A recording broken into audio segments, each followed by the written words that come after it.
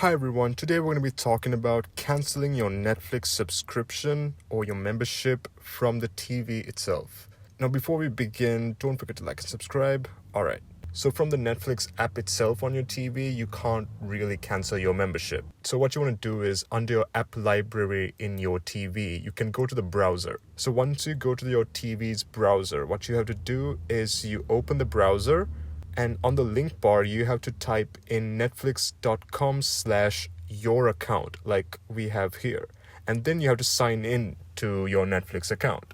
And once you do that, you will get to a page like this. It'll basically have your account details, so it will say account, and then under account you will have membership and billing, and right under that you have a button called cancel membership. So what you want to do is you click that.